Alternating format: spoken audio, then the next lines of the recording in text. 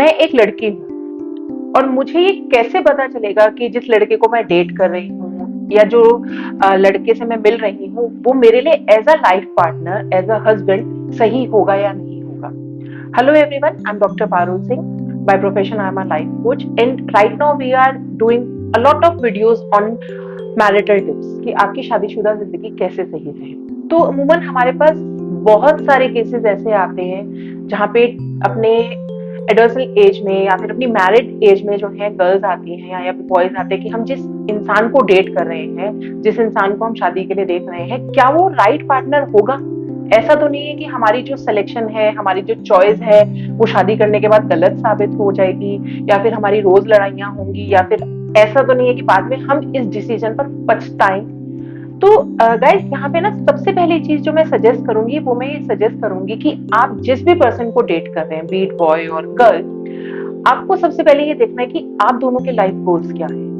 क्योंकि अगर आप किसी को डेट कर रहे हैं तो वहां पे हम इमोशनल कनेक्ट के साथ साथ एक मेंटल कनेक्ट भी देखते हैं।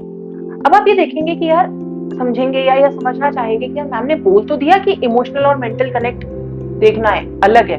हमें कैसे पता चलेगा कि इमोशनल कनेक्ट और मेंटल कनेक्ट अलग अलग है? क्योंकि एक लेमैन के लिए इमोशनली या मेंटली किसी चीज को डिस्कस करना इज वन और द सेम थिंग। लेकिन इमोशनली कनेक्ट में हम क्या डिस्कस करते हैं? इमोशनली कनेक्ट में हम ज्यादातर ये डिस्कस करते हैं, तुम मेरे से प्यार करते हो या नहीं करते हो, तुम मेरे लिए क्या कर सकते हो, तुम कितने, कई बहुत एक नॉर्मल क्वेश्चन है कि अच्छा बताओ कितना प्यार करते हो। दीज आर समथिंग जहाँ पे हम अपने ब्रेन को इमोशनली फीड कर रहे हैं। लेकिन हम जब मेंटली किसी चीज को फीड करना चाहते हैं, वहां हम ये डिस्कस करते हैं कि फॉर एन एग्जाम्पल अगले 5 साल में प्रोफेशनली आप अपने आप को कहाँ देखते हो। मे बी आप अगर सर्विस कर रहे हो और आज आपका फॉर एन एग्जाम्पल 1.5 लाख का पैकेज है, 2 लाख का पैकेज है, तो 5 साल में आप फाइनेंशियली अपने आप को ग्रो करते हुए कहाँ देख रहे हो।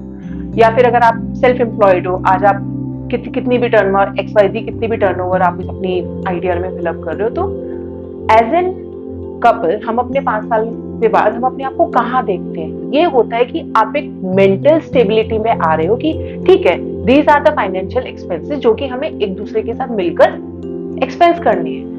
ये चीज तो हो गई तब जब दोनों वर्किंग है। कई बार क्या होता है कि एक ही जना वर्किंग है, मान लीजिए लड़का वर्किंग है और लड़की एज एन होम मेकर है, या फिर आज की जनरेशन के हिसाब से अगर हम बात करें तो हो सकता है लड़की वर्किंग हो और लड़का होम मेकर हो।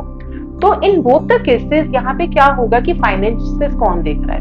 एक जना कमा रहा है और दूसरा जना जो है फाइनेंसेस को मॉनिटर करता है। अब वो क्या मॉनिटरिंग को सही हो रही है? ये चीजें होती हैं जो कि हमें एक लाइफ पार्टनर के अंदर देखनी है, एक मैरिटल स्टेटस में देखने की जो सामने वाला इंसान है, बीट बॉय और बीट गर्ल, क्या ये वो मॉनिटर कर पाएंगे एक्सपेंसेस? क्या उन्हें अपने फाइनेंशियल एक्सपेंसेस हैंडल करने की टेक्निक आती है? अब यहाँ पे ना सबसे पहला जो क्वेश्चन आता है वो ये आता है कि मैम एक दिन की मीटिंग में कैसे पता चलेगा, 6 महीने की मीटिंग में कैसे पता चलेगा, या मान लो साल भर भी हमने किसी को डेट किया या किसी से मिले तो कैसे पता चलेगा कि ये इंसान फाइनेंसेस को हैंडल करने में ठीक है या नहीं है। बहुत छोटी सी टिप है यहाँ पे, इम्पल्सिव डिसीजन। जो इंसान बिल्स को लेके इम्पल्सिव डिसीजन ले ले, जो इंसान में भी शॉपिंग को लेके इम्पल्सिव डिसीजन ले ले, अरे नहीं करते नहीं अभी पे कर देते हैं, बाद में देखेंगे, that means that person has an impulsive decision in terms of taking the financial decision। तो वहां पे आपको उसको क्वेश्चन नहीं करना कि भाई इसका नेचर तो इम्पल्सिव है यानी कि गलत इंसान है। नो, गलत नहीं है। कई बार इम्पल्सिव डिसीजन आपको लेने पड़ते हैं। द थिंग इज, आपकी एक लिस्ट में हो गया कि यार ये ना इम्पल्सिव डिसीजन लेता है या लेती है, तो इसको मेरे को फाइनेंशियल एक्सपेंसेस जो है उस तरीके से हैंडल करने के लिए देने। ये तो आपका आ गया फर्स्ट पॉइंट, जहां पे आप एज अ लाइफ गोल्स अगर डिस्कस कर रहे हैं अपने टू बी पार्टनर के साथ। सेकेंड थिंग जो आती है वो आती है कम्युनिकेशन गैप। आप अपने पार्टनर के साथ, जो भी आपका पार्टनर है, बी बॉय और गर्ल, आप ये देखें कि वो अपनी बात को कितना इजीली कम्युनिकेट कर पा रहे हैं टेबल पे। अगर उनकी बात यहाँ से शुरू हो रही है कि यार देखो तुम्हें ना बुरा मत मानना, मैं ना एक बात कहना चाहता हूँ, या फिर ये कहती है कि गर्ल ये कहती है कि यार मेरे वर्ड्स को ना गलत मत समझना, दैट मीन्स उस इंसान के अंदर पहले ही डाउट है कि वो अपनी बात को सही से एक्सप्रेस कर पाएंगे या नहीं कर पाएंगे। तो आपको ये भी मॉनिटर करना है कि जब हम एज अ कपल टेबल पे बैठे हैं, आमने सामने बैठे हैं, आमने सामने कहने का मतलब है ऐसा नहीं कि आप आमने सामने तलवारें लेके बैठे हैं, आमने सामने मीन्स आप दोनों साथ बैठे हैं, तो अपनी बात को कितना कंफर्टेबली एक दूसरे के साथ शेयर कर रहे हैं। आपके माइंड में ये जगलिंग तो नहीं चल रही कि भाई सामने वाला मुझे जज तो नहीं करेगा, ये मेरी बात को समझ पाएगी या नहीं समझ पाएगी, या फिर मैं ना वर्ड्स को ना मॉडिफाई कर लेती हूँ ताकि ये मेरे को गलत ना समझे, या फिर अगर मेरे माइंड में ये पॉइंट आ रहा है कि यार अभी ये कह देता हूँ बाद में हैंडल कर लूंगा, दैट मीन्स आप लोग टेबल पर कम्युनिकेट करने के लिए कंफर्टेबल नहीं हो। That means that person is not right to be as a life partner. क्योंकि आप अपने आप को कंफर्टेबल कर नहीं पा रहे हो तो आप सामने वाले को कैसे कंफर्टेबल करोगे। So choose your partner on the terms of communication ground also, कि आप एक दूसरे के साथ अपनी बात कितना इसको हम और थोड़ा अगर डाइव करके समझे, आप एक दूसरे के लिए जजमेंटल तो नहीं हो रहे जब आप कम्युनिकेट कर रहे हो। आपको ऐसा तो नहीं लग रहा कि यार मुझे ना फिल्टर करनी पड़ रही है बातें, ये बात बताऊं ये नहीं बताऊं, अच्छा ये बात बताऊंगा तो ये नाराज हो जाएगी, ये बात नहीं बोलता ये गलत समझेगा। दैट मीन्स यहाँ पर कम्युनिकेशन गैप है। तीसरी चीज जो आती है वो आती है आप दोनों की observation. As a two different individual आपका ऑब्जर्वेशन अलग होगा। आपके जो जो भी आपका कपल है, वुड बी है, आपका बॉयफ्रेंड है, आपकी गर्लफ्रेंड है, उनकी ऑब्जर्वेशन अलग होगी। उसने अपने पेरेंटल रिलेशनशिप को अलग तरीके से देखा होगा, आपने अपने पेरेंटल रिलेशनशिप को अलग तरीके से देखा होगा। तो अगर आपको ये लगता है कि हम दोनों की अपब्रिंगिंग बिल्कुल डिफरेंट है, जो कि लगता नहीं है, डेफिनेटली डिफरेंट है, I suggest before marriage take your marital sessions. क्योंकि ये भी एक बहुत अच्छा तरीका है कि हमने पहले से ही इश्यूज को सॉर्ट आउट कर लिया, हमने पहले से ही उन चीजों को समझ लिया और उसके बाद हमने डिसीजन लिया कि हमें शादी करनी है या नहीं करनी है।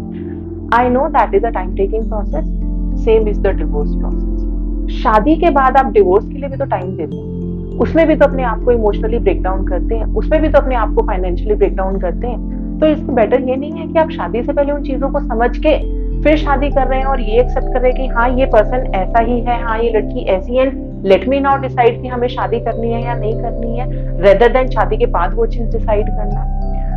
फोर्थ पॉइंट जो इसमें आ जाता है, don't marry under the pressure of a society और द पेरेंट्स। आपको लगता है this is the right time, आपको लगता है हाँ हमें शादी करनी है, आपको लगता है this is the right person, आपको लगता है this is the right age. No age is right और रॉन्ग फॉर द मैरिज। आप मेंटली प्रिपेयर होने चाहिए शादी करने के लिए, तभी आप अपने पार्टनर को भी सेटिस्फाई कर पाएंगे, be it mentally, be it emotionally, be it physically. क्योंकि आप ही अगर तैयार नहीं होंगे तो आप सामने वाले को ब्लेम नहीं कर सकते। So there are many other points, छोटी छोटी चीजें हैं जो हम डेली मॉनिटर करते हैं, छोटे छोटे रेड फ्लैग्स हैं जिनको कि हम स्टार्टिंग में एक्सेप्ट कर लेते हैं, बाद में एक्सेप्ट नहीं करते हैं। रेड फ्लैग्स के लिए you can scroll my YouTube videos, जहाँ पे हमने रेड फ्लैग्स को लेकर पूरी एक वीडियो शेयर करी हुई है कि कैसे आप अपने रेड फ्लैग्स को आइडेंटिफाई कर सकते हैं, कैसे आप सामने वाले इंसान की रेड फ्लैग्स को आइडेंटिफाई कर सकते हैं। So there is a lot of things you need to understand before marrying a person. एक दिन में आई एग्री, एक दिन में नहीं पता चलता है, आई एग्री। जिसके साथ जब हम लाइफ लॉन्ग, आपके पास बहुत सारी टर्म्स आएंगी यार, जब जिंदगी बिताते हैं ना तब पता चलता है, जब एक साल निकल जाता है तब पता चलता है। तो उस पता चलने की कंडीशनिंग को अलग करके आप किसी काउंसलर के पास जा सकते हैं 1-1.5-2 महीने के लिए, 3 महीने के लिए, whatsoever the session time take place.